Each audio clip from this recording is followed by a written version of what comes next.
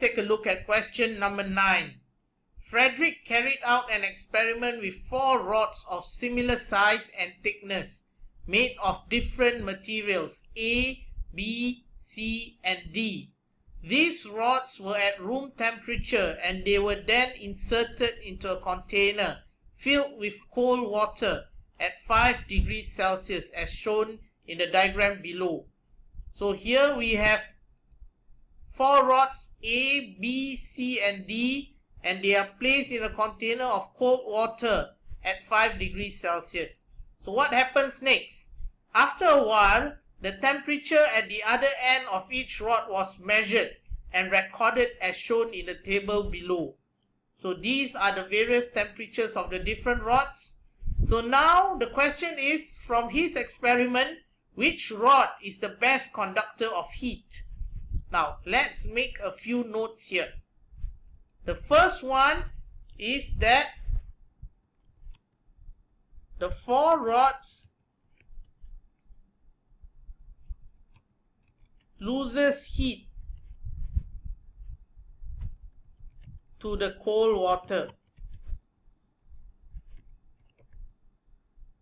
Okay, so these must be clear. The 4 rods are actually losing heat. That's why you can see the temperature of the rods, okay, they are much lower than room temperature. And so what we can conclude here is that the best conductor of heat is the rod that loses heat the fastest. Okay, so to find the best conductor of heat, we just have to look at the rod that loses heat the fastest.